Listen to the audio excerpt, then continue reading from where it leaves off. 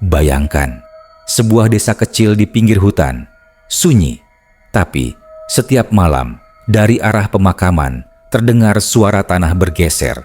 Warga ketakutan karena yang mereka dengar bukan hewan, bukan angin, melainkan rintihan dari dalam kubur. Seorang anak bangkit dari kematiannya, hanya ingin menemui ibunya.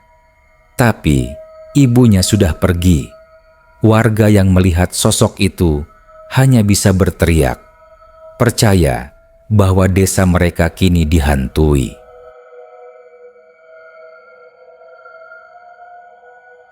Malam itu, desa Karangjati diselimuti kabut tebal.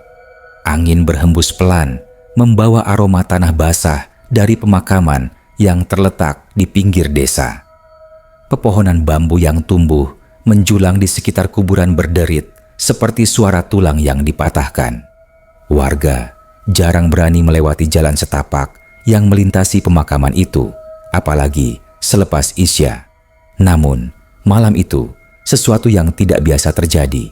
Seorang penggali kubur bernama Pak Leman, lelaki berusia hampir 60 tahun, sedang berjalan melewati pemakaman. Ia baru saja pulang dari rumah saudaranya, memilih jalur pendek meski harus melewati kuburan. Di pundaknya tergantung lentera minyak kecil yang bergoyang setiap langkah. Cahaya oranye redup menyorot nisan-nisan tua yang sebagian sudah miring dimakan usia. Ketika ia sampai di bagian tengah pemakaman, telinganya menangkap suara aneh. Seperti tanah yang bergeser, lirih tapi jelas. Ia berhenti, menajamkan telinga. Angin malam membawa bau busuk samar, mirip daging busuk yang baru saja digali dari tanah. "Ah, perasaanku saja," gumam Pak Leman, mencoba menenangkan diri. Namun, suara itu terdengar lagi. Kali ini lebih keras, seperti ada yang berusaha keluar dari dalam tanah. Lentera di tangannya bergoyang semakin kencang dan nyala apinya hampir padam. Ia mendekat ke arah suara itu. Jantungnya berdentum semakin kencang. Di hadapannya ada satu makam baru, masih basah. Tanahnya belum benar-benar padat. Nisan sederhana bertuliskan nama, Arman bin Sulaiman. Wafat 2 Juli 2023, Arman. Pemuda berusia 23 tahun yang dikenal warga sebagai anak pendiam. Ia meninggal mendadak seminggu lalu karena kecelakaan motor. Saat itu, semua warga turut mengantar jenazahnya. Namun, yang paling diingat oleh mereka adalah wajah ibunya, Bu Marni, yang tak henti-henti menangis histeris di samping liang lahat. Arman memang semasa hidup sering membuat ibunya kecewa. Ia keras kepala, sering membentak, bahkan sempat pergi dari rumah berhari-hari tanpa kabar. Namun, takdir memutuskan lain. Ia pulang hanya untuk dibawa ke pemakaman. Pak Leman menelan ludah. Ia menatap tanah di atas makam itu. Benar saja, tanah itu bergerak, seperti ada sesuatu dari dalam yang mendorong keluar. "Ya Allah," desahnya lirih sambil mundur beberapa langkah. Tanah itu terangkat dan tiba-tiba terdengar suara lirih, seperti rintihan. Bukan suara angin, bukan pula hewan. Itu suara manusia, suara yang keluar dari dalam kubur. Pak Leman panik. Ia berlari sekuat tenaga meninggalkan pemakaman. Lentera di tangannya terhempas jatuh, padam dan tertinggal di tanah. Nafasnya tersengal-sengal, matanya membelalak penuh ketakutan. Sesampainya di rumah, ia menggedor pintu keras-keras. Istrinya, Bu Siti, terbangun kaget. "Ya Allah, Pak, ada apa? Kenapa pucat sekali wajahmu?" Pak Leman tidak langsung menjawab. Ia menarik napas panjang, kemudian berucap lirih, "Man, makam si Arman berguncang. Aku dengar ada suara dari dalam, seolah dia masih hidup." Bu Siti terdiam, matanya ikut melebar. Kabar ini bukan hal sepele. Keesokan harinya, cerita itu menyebar cepat di antara warga. Orang-orang berkumpul di warung kopi, membicarakan kabar aneh yang dibawa Pak Leman. Ada yang percaya, Ada juga yang menuduh ia berhalusinasi karena ketakutan melewati kuburan sendirian. Namun, malam berikutnya, dua pemuda desa yang nekat melewati pemakaman membenarkan hal yang sama. Mereka melihat tanah di atas makam Arman berguncang, seperti ada yang hidup di dalamnya. Bahkan, salah satu dari mereka mengaku mendengar suara lirih. "Ibu, maafkan aku." Berita itu membuat desa Karangjati gempar. Orang-orang ketakutan, apalagi saat ada yang bersumpah melihat sosok pocong melompat di antara pepohonan bambu. Tinggi, kurus, kain kafannya kotor oleh tanah dan bercak darah kering. Wajahnya pucat, matanya kosong, namun bibirnya bergerak-gerak seolah ingin mengatakan sesuatu. Namun, setiap kali warga mencoba mendekat, pocong itu hanya melompat menjauh, menghilang dalam kabut.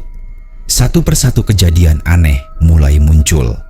Ternak warga ditemukan mati dengan mata melotot ketakutan. Bayi menangis tanpa sebab setiap malam. Dan beberapa orang yang melintas dekat kuburan mengaku mendengar suara tangisan seorang lelaki muda memanggil-manggil ibunya. Desa Karangjati dicekam teror. Warga yakin pocong Arman bangkit dari kuburnya bukan untuk damai, tapi untuk menakut-nakuti. Padahal tidak ada satupun dari mereka yang tahu bahwa sesungguhnya Arman hanya ingin satu hal, menemui ibunya, Bu Marni, untuk meminta maaf. Namun sayang, setelah kematian Arman, Bu Marni pindah ke rumah kakaknya di desa lain, jauh dari Karangjati. Arman tak tahu, ia bangkit, mencari, dan berkeliaran. Dan warga yang melihatnya hanya bisa gemetar, berprasangka buruk, dan menyebarkan ketakutan. Malam-malam di Karangjati tak lagi sama. Orang-orang menutup rapat pintu dan jendela. Pemakaman menjadi tempat paling ditakuti. Dan nama Arman kini disebut dengan bisik-bisik, seolah roh mudanya benar-benar gentayangan, menuntut sesuatu yang tak dipahami siapapun. Dan semua itu baru permulaan. Sejak kabar pocong Arman menyebar, desa Karangjati tak pernah lagi sama. Malam-malam yang biasanya tenang kini dipenuhi bisikan ketakutan. Warga menyalakan lampu minyak di teras rumah, menggantungkan bawang putih, bahkan ada yang menancapkan paku di depan pintu demi mengusir makhluk gaib. Namun, teror itu justru semakin nyata. Malam ketiga, setelah kejadian makam berguncang, keluarga Pak Darto yang rumahnya paling dekat dengan pemakaman mengalami kejadian mencekam. Sekitar pukul 2 dini hari, Pak Darto terbangun karena mendengar suara ketukan di pintu depan. 3 kali ketukan keras, seperti ada seseorang yang memaksa masuk. Dengan jantung berdegup kencang, ia mendekati pintu. "Siapa di luar?" tanyanya dengan suara gemetar. Tak ada jawaban, hanya keheningan. Tapi tiba-tiba, suara lirih terdengar, seolah keluar dari balik pintu itu. "Bu Marni, di mana?" Pak Darto terpaku. Nama itu, Bu Marni, adalah nama ibu Arman. Ia langsung mundur beberapa langkah, wajahnya pucat pasi. Istrinya yang ikut terbangun segera menarik tangannya. "Jangan buka, Pak. Jangan buka pintunya." Ketukan itu berhenti. Namun, ketika mereka mengintip lewat celah jendela, mereka melihat sesuatu berdiri di depan rumah. Sosok tinggi terbungkus kain kafan, kepalanya miring, wajah pucat dengan mata kosong. Pocong itu menunduk, seolah mencari sesuatu, lalu meloncat pelan menjauh, menghilang ke arah pemakaman. Pak Darto hampir pingsan, istrinya menjerit histeris. Keesokan paginya, seluruh warga sudah tahu kabar tersebut. "Pocong Arman datang ke rumahku, mencari ibunya," kata Pak Darto dengan suara bergetar di balai desa. Warga yang mendengar semakin ketakutan. Mereka yakin kini bukan lagi sekadar kabar burung. Pocong itu nyata, dan ia terus berkeliaran di desa. Pak Leman, yang pertama kali melihat makam berguncang, kini menyesal telah melewati pemakaman malam itu. Seharusnya aku tak usah lewat sana. Kini dia terus bangkit, tak bisa tenang. Astagfirullah. Namun, ada sesuatu yang tidak diketahui warga. Sejak pindah dari desa Karangjati, Bu Marni memang berusaha menghindari semua kenangan tentang anaknya. Ia tinggal bersama kakaknya di desa Kendal Rejo, sekitar 15 km dari Karangjati. Meski hatinya masih hancur, ia mencoba menerima takdir. Tapi dalam tidurnya, ia sering bermimpi aneh. Dalam mimpinya, Arman datang dengan wajah penuh penyesalan. Ia menangis, bersimpuh di kakinya, dan berkata, "Ibu, maafkan aku. Aku ingin minta maaf, tapi aku tak bisa tenang." Bu Marni selalu terbangun dengan air mata membasahi wajah. Ia tak tahu bahwa itu bukan sekadar mimpi. Itu adalah jeritan jiwa Arman yang bangkit dari kuburnya. Sementara itu, di desa Karangjati, kejadian menyeramkan semakin sering terjadi. Seorang anak kecil, cucu Pak Leman, tiba-tiba jatuh sakit tanpa sebab. Tubuhnya panas tinggi, namun dokter desa tak menemukan penyakit apapun. Ketika ditanya, bocah itu hanya berbisik, "Semalam ada kakak berdiri di jendela, wajahnya pucat, matanya hitam." Warga mulai menganggap Arman adalah arwah gentayangan yang menuntut sesuatu. Beberapa orang bahkan mendesak kepala desa untuk memanggil dukun atau ustaz agar dilakukan pengusiran. Namun, tidak ada yang benar-benar mengerti apa yang sebenarnya diinginkan pocong itu. Hingga suatu malam, seorang pemuda bernama Joko memberanikan diri melewati pemakaman. Ia ingin membuktikan pada warga bahwa semua itu hanya ketakutan berlebihan. Dengan membawa senter, ia berjalan sendirian, menantang rasa takutnya sendiri. Namun, saat sampai di dekat makam Arman, senter di tangannya mendadak padam. Angin berhembus kencang, kabut turun lebih tebal, dan dari arah belakangnya terdengar suara kain yang terseret di tanah. Joko berbalik, sosok pocong berdiri tak jauh darinya. Wajah pucat itu menatapnya, mulutnya bergerak-gerak, meski suara yang keluar hanya lirih terputus-putus. "Bu Marni, di mana?" Joko tertegun, tubuhnya kaku. Pocong itu melompat sekali, semakin dekat. Bau busuk menusuk hidungnya.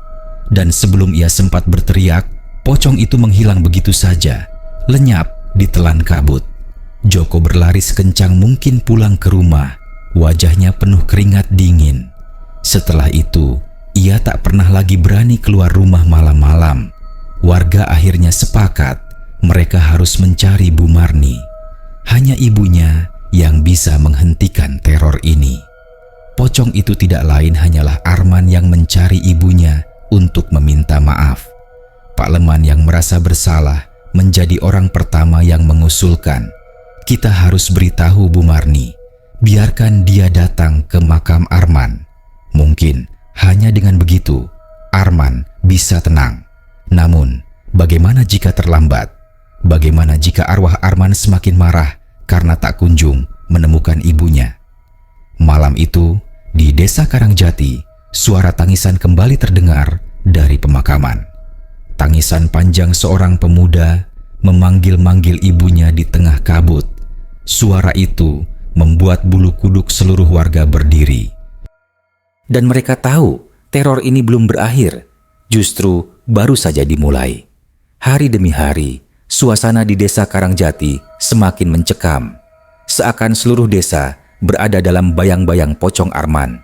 Setiap malam, suara lirih memanggil, "Ibu, Bu Marni," terdengar di dekat rumah warga, membuat mereka tak bisa tidur nyenyak.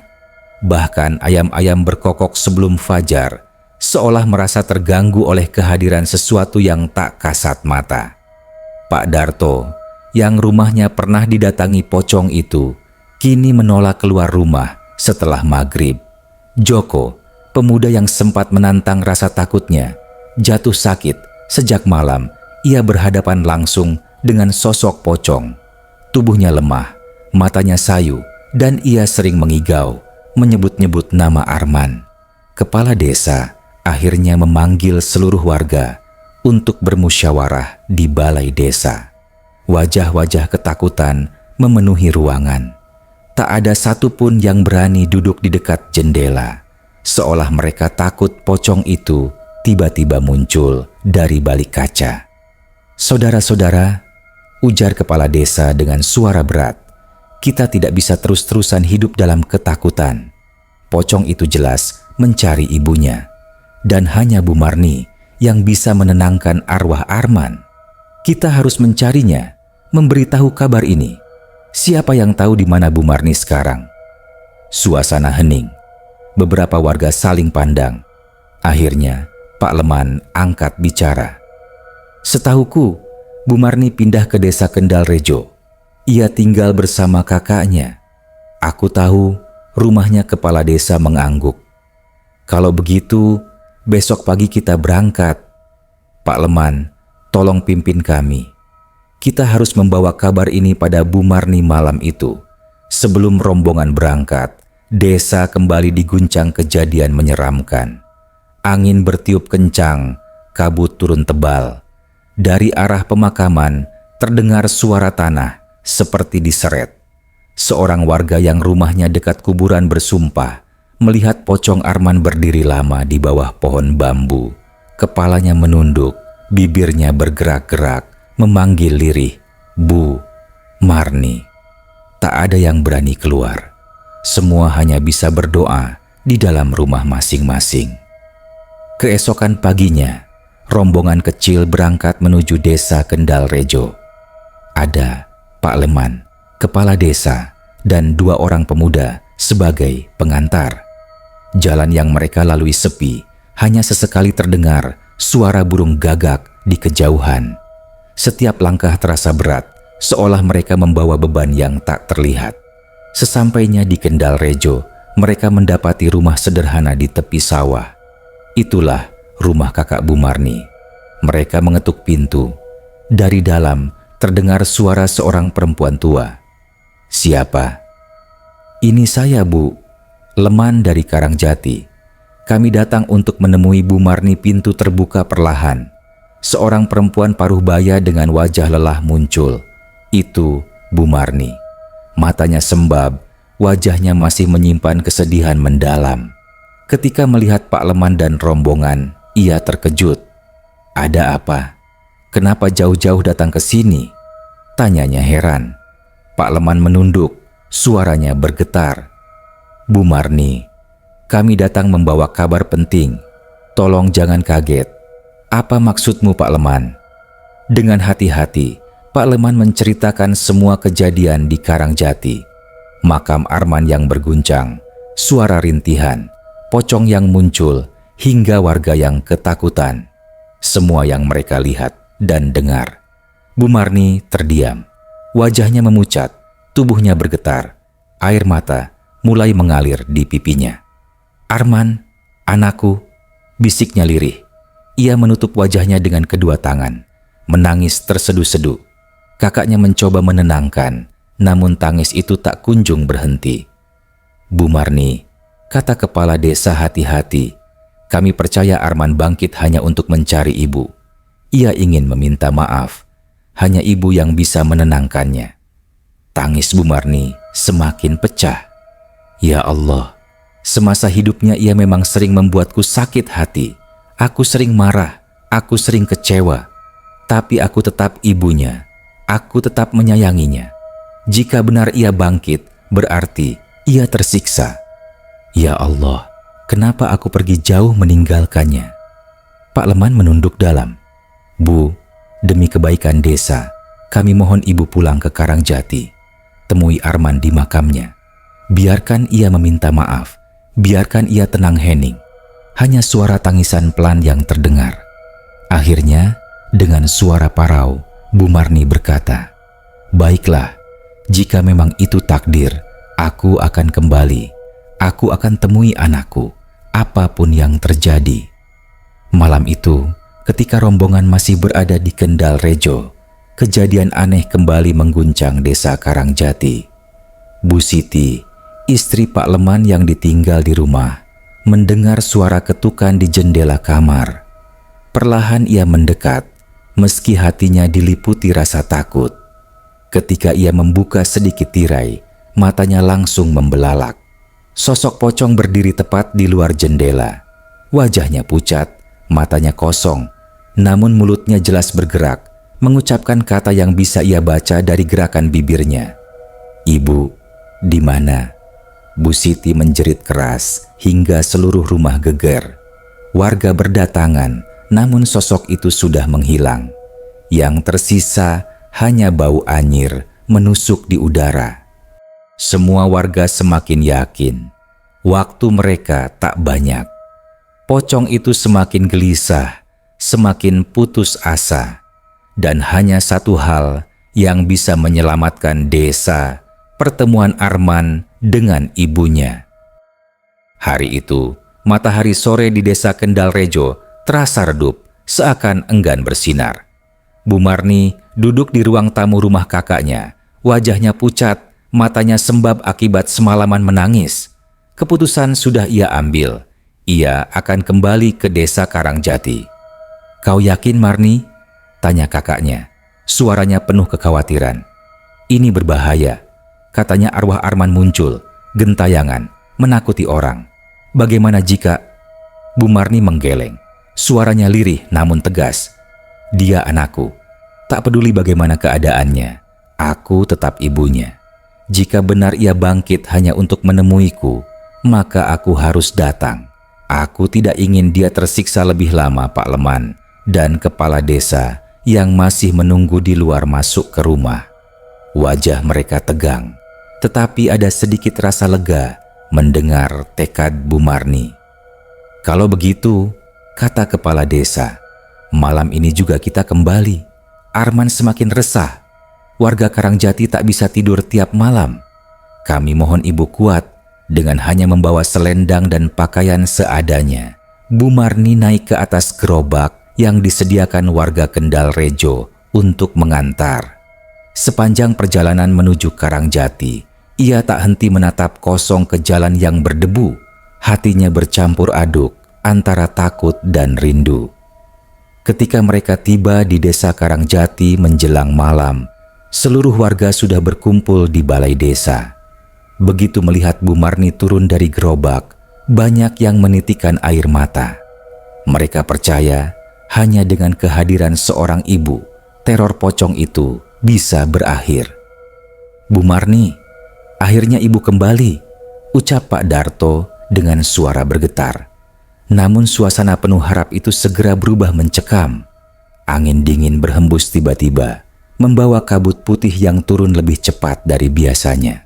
Dari arah pemakaman, suara kain terseret terdengar jelas, disusul bau busuk menusuk hidung. Warga spontan panik.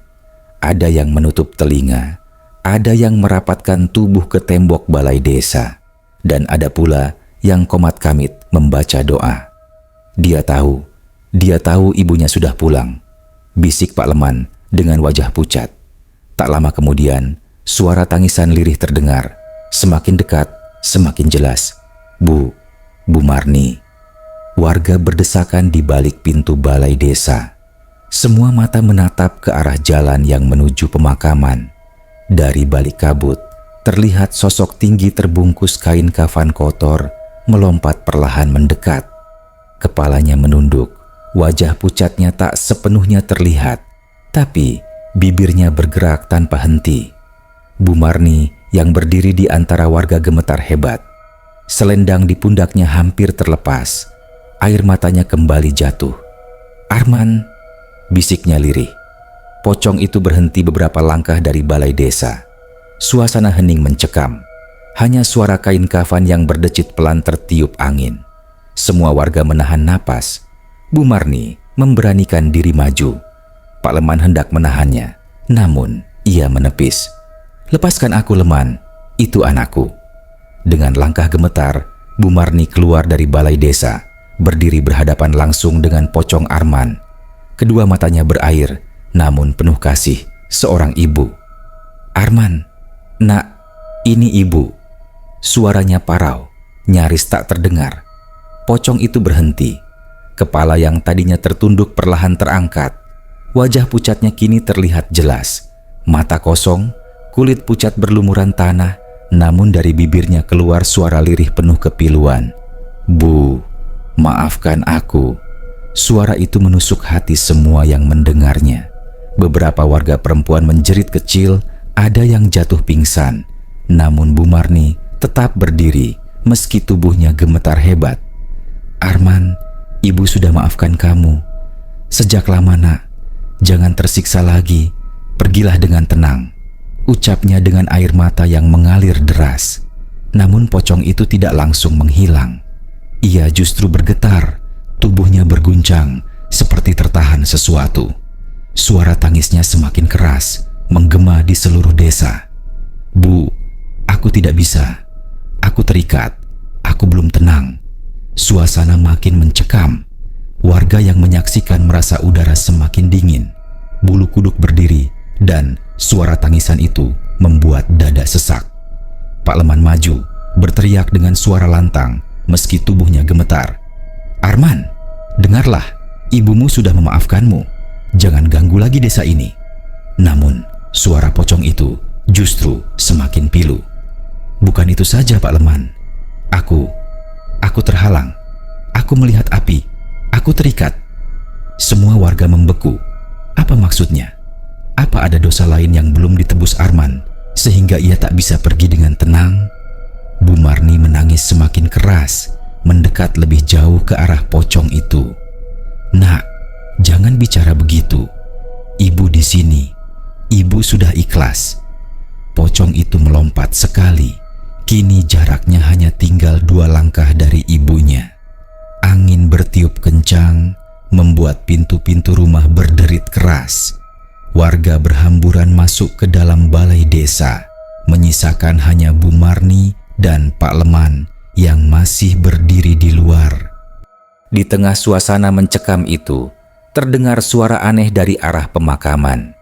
Seperti tanah yang digali lagi, lebih keras, lebih kasar. Disusul suara-suara lirih, bukan hanya satu, tapi banyak. Seperti ada lebih dari satu arwah yang terbangun.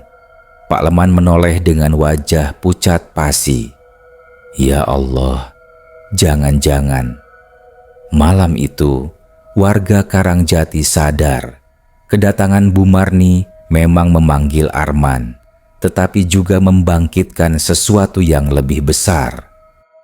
Malam itu, desa Karangjati seakan ditelan kegelapan. Lampu-lampu minyak di rumah warga bergoyang diterpa angin, sementara kabut putih semakin tebal menutup jalanan desa. Semua orang menutup pintu rapat-rapat, hanya tersisa suara doa yang terputus-putus dari dalam rumah. Di depan balai desa, Bu Marni berdiri dengan tubuh gemetar. Matanya menatap tajam pada sosok pocong yang hanya berjarak 2 langkah darinya. Air mata tak berhenti mengalir, membasahi pipinya yang pucat. "Arman, Nak, Ibu di sini," ucapnya pelan. Suaranya bergetar namun penuh kasih. Sosok pocong itu menggigil. Bibir pucatnya bergerak-gerak, suara lirih keluar di sela tangisan. "Bu, maafkan aku. Aku ingin minta maaf. Tapi aku terikat. Aku tidak bisa pergi." Pak Leman yang berdiri di samping Bu Marni menelan ludah. Wajahnya kaku, matanya menatap ke arah pemakaman di kejauhan. Suara tanah bergeser masih terdengar, seperti ada yang mengais dari dalam. Suara-suara lirih lain muncul, samar, seolah lebih dari satu arwah ikut memanggil. "Ya Allah, bukan hanya Arman," bisik Pak Leman. "Ada yang lain." Namun Bu Marni tetap fokus pada anaknya. Ia melangkah setapak lebih dekat. Tangannya terulur gemetar. "Arman, dengarkan Ibu. Semua dosa-dosamu, semua kesalahanmu, Ibu sudah maafkan. Jangan siksa dirimu, Nak. Pergilah dengan tenang. Jangan buat dirimu semakin menderita." Tangisan pocong itu berubah menjadi isakan panjang yang memilukan. Warga yang berani mengintip dari balik pintu balai desa tak kuasa menahan air mata. Meski menyeramkan, suara itu penuh rasa penyesalan seorang anak yang tak sempat meminta maaf pada ibunya. Namun kemudian, sesuatu terjadi. Pocong itu bergetar hebat, seakan tubuhnya ditarik kedua arah berbeda. Dari mulutnya keluar suara lain, lebih dalam, lebih serak, seolah bukan milik Arman. Dia, bukan hanya dia. Ada yang menahanku, ada api, ada jeritan. Warga yang mendengar langsung terdiam. Suasana menjadi semakin mencekam. Angin bertiup kencang, bambu-bambu di pemakaman berderit seperti tulang retak. Pak Leman menoleh cepat ke arah kepala desa. Kita harus ke makamnya, kita harus tahu apa yang terjadi. Meski ketakutan, kepala desa akhirnya mengangguk. Baik, kita ke sana bersama Bu Marni. Kalau ini harus diselesaikan di makam, maka malam ini juga kita lakukan. Rombongan kecil terdiri dari Bu Marni, Pak Leman, kepala desa, dan beberapa pemuda berani berangkat ke pemakaman dengan membawa obor. Warga lain tetap bersembunyi di rumah, hanya bisa memandang dari kejauhan dengan hati berdebar. Ketika mereka tiba di pemakaman, suasana sudah benar-benar menyeramkan. Kabut menutup sebagian besar nisan, dan tanah di makam Arman tampak bergerak-gerak seperti bernapas. Bau anyir dan busuk menyengat hidung. Tiba-tiba, suara tangisan terdengar lagi. Kali ini tepat dari dalam tanah. Bu, maafkan aku. Bu Marni berjongkok, meletakkan tangannya di atas gundukan tanah itu. Air matanya membasahi bumi yang masih basah. Arman, nak, ibu di sini. Ibu sudah maafkan kamu. Pergilah dengan tenang. Namun suara itu berubah, lebih keras, lebih dalam. Tidak, aku tidak bisa.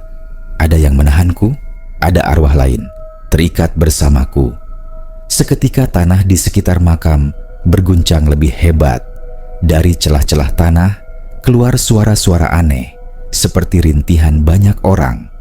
Pemuda-pemuda yang ikut hampir lari ketakutan. Namun kepala desa berteriak, "Bertahan, jangan lari, ini harus diselesaikan."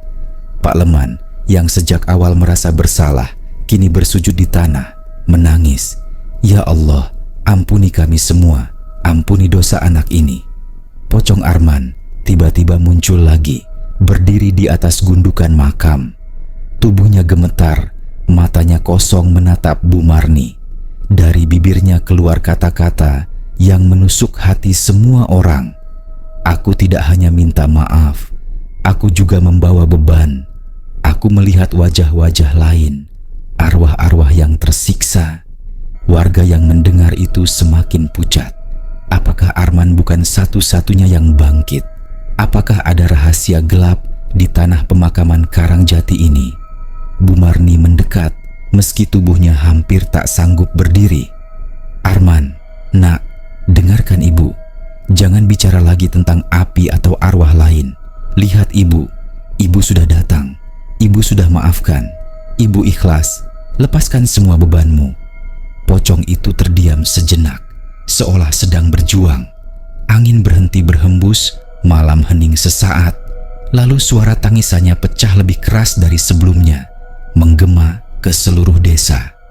"Bu, kalau begitu, temui aku di dalam mimpi, malam terakhirku.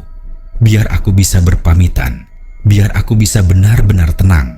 Seketika tubuh pocong itu roboh ke tanah. Obor-obor di tangan warga padam, diterpa angin dingin. Hanya kegelapan dan bau tanah basah yang tersisa. Warga terdiam. Bu Marni menangis terisak di atas makam anaknya. Semua merasa malam itu belum berakhir, bahkan baru akan menuju puncaknya. Malam itu, setelah tubuh pocong Arman roboh ke tanah, warga desa Karangjati pulang dengan perasaan campur aduk. Ada yang lega, ada pula yang justru semakin ketakutan. Bu Marni sendiri tetap tinggal di pemakaman bersama Pak Leman. Ia enggan meninggalkan makam anaknya. "Aku tidak akan pulang sebelum Arman benar-benar tenang," katanya lirih sambil duduk di tanah basah, menatap nisan sederhana dengan nama anaknya. Pak Leman menghela napas berat. "Bu, aku takut. Sepertinya bukan hanya Arman yang gelisah. Aku mendengar suara-suara lain." Bu Marni menoleh, matanya merah dan penuh air. "Kalau ada arwah lain, itu bukan urusan kita. Aku hanya ingin Arman, anakku, bisa tenang. Malam ini," ia berkata, "akan datang dalam mimpi. Aku harus menunggunya malam semakin larut." Suara jangkrik menghilang, digantikan angin yang menderu. Warga di rumah masing-masing tidak ada yang berani tidur. Semua menunggu dengan gelisah, berharap teror benar-benar berakhir. Menjelang tengah malam, Bu Marni akhirnya terlelap di ruang tamu rumah Pak Leman. Tubuhnya lelah setelah berjam-jam menangis di makam. Dan mimpi itu datang. Ia berdiri di sebuah tempat yang gelap. Hanya ada kabut tipis dan bau tanah basah. Dari kejauhan terdengar suara langkah terikat. Perlahan sosok pocong Arman muncul, meloncat-loncat mendekatinya. Wajahnya pucat, namun kali ini tidak menyeramkan. Ada senyum tipis yang membuat Bu Marni menangis seketika. "Ibu," suara Arman lirih, "akhirnya aku bisa menemuimu." Bu Marni terisak, memeluk tubuh anaknya, meski yang ia peluk hanyalah bayangan pocong. "Nak, Ibu sudah maafkan semua kesalahanmu. Jangan tersiksa lagi. Pergilah dengan tenang." Arman menunduk, air mata hitam menetes di pipinya. "Terima kasih, Bu. Aku menyesal tidak sempat minta maaf ketika hidup. Kini aku bisa tenang." Tapi suaranya mendadak serak, wajahnya berubah muram. "Aku tidak sendiri. Ada banyak arwah di Karangjati yang tersiksa. Mereka menahan langkahku. Mereka marah. Mereka iri padaku yang masih bisa bicara dengan Ibu." Bu Marni terdiam, tubuhnya bergetar. "Arwah siapa, Nak?" Arman menatap ke sekeliling. Dari balik kabut bermunculan bayangan-bayangan lain. Wajah pucat, tubuh terbungkus kain kafan kotor. Sebagian wajah mereka hancur, sebagian lagi berlumuran tanah. Jumlah mereka banyak, puluhan, berdiri tanpa suara, hanya menatap dengan mata kosong. "Bu, mereka adalah orang-orang yang dimakamkan di Karangjati," bisik Arman. "Mereka tidak tenang. Ada yang mati bunuh diri, ada yang meninggal dengan dosa besar, ada yang tak sempat berpamitan dengan keluarganya. Mereka semua haus. Mereka ingin ditemui keluarga mereka, sama seperti aku, tapi tidak ada yang datang." Bu Marni memeluk dadanya sendiri, keringat dingin membasahi wajahnya. Meski ini hanya mimpi, Arman menatap ibunya terakhir kali, wajahnya tenang. "Ibu, aku sudah cukup. Aku akan pergi. Doakan aku. Jangan menangis lagi. Tapi ingat, Bu, yang lain masih ada. Mereka akan mencari. Mereka akan memanggil keluarga mereka." Seketika tubuh Arman memudar, perlahan hilang ditelan kabut. Namun bayangan-bayangan lain justru semakin jelas. Puluhan pocong berdiri mengelilingi Bu Marni. Dari mulut mereka keluar bisikan serempak, menggema menembus telinga. "Panggilkan ibu kami, panggilkan ayah kami, panggilkan keluarga kami." Bu Marni menjerit keras, tubuhnya terbangun dari mimpi. Keringat dingin membasahi seluruh tubuh. Nafasnya terengah-engah. Pak Leman yang tidur tak jauh darinya terbangun kaget. "Bu, ada apa?" Dengan wajah pucat, Bu Marni menjawab gemetar. "Arman sudah pergi, tapi dia bilang arwah lain juga terbangun. Mereka ingin keluarga mereka dipanggil." Pak Leman tercekat. Ia teringat suara-suara aneh di pemakaman beberapa malam lalu. Rupanya itu bukan halusinasi. Benar, ada arwah lain yang resah. Keesokan harinya, kabar itu menyebar cepat di seluruh desa. Warga gemetar mendengarnya. Mereka menyadari kehadiran Bu Marni memang membuat Arman tenang, tapi sekaligus membangunkan arwah-arwah lain yang selama ini terdiam. Hari-hari setelah itu, teror di desa Karangjati berubah bentuk. Tidak ada lagi pocong Arman yang meloncat-loncat mencari ibunya. Tetapi satu persatu warga mulai mengalami mimpi didatangi pocong lain, tetangga, saudara, bahkan orang yang tidak mereka kenal. Semuanya meminta hal yang sama. Panggilkan keluargaku. Ternak-ternak mati mendadak, bayi menangis tanpa sebab, dan suara lirih di pemakaman semakin sering terdengar. Warga akhirnya sadar, Karangjati bukan hanya rumah bagi orang hidup, tapi juga bagi arwah-arwah yang tak tenang. Bu Marni memutuskan kembali tinggal di Kendal Rejo. Ia sudah melepaskan Arman dengan doa, namun ia membawa beban berat di hatinya. Pesan anaknya tentang arwah-arwah lain yang masih resah. Sementara itu, warga Karangjati hanya bisa pasrah. Tidak ada yang berani pindah, tidak ada pula yang berani tinggal dekat pemakaman. Hingga kini, jika malam berkabut turun di desa Karangjati, orang-orang masih mendengar suara lirih dari arah kuburan. Suara banyak orang, bukan hanya satu. Tangisan, rintihan, dan permintaan yang sama. Panggilkan keluarga kami, dan siapapun yang mendengar suara itu akan percaya bahwa kisah ini nyata. Karena mungkin suatu malam nanti, suara itu akan datang mengetuk jendela rumah mereka. Arman sudah tenang, tapi pesan terakhirnya meninggalkan luka di desa Karangjati. Karena bukan hanya dia yang bangkit, ada puluhan arwah lain yang menunggu, memanggil keluarga mereka. Dan hingga malam ini, jika kau lewat dekat pemakaman Karangjati, jangan menoleh ketika mendengar suara itu, karena mungkin yang mereka panggil adalah dirimu.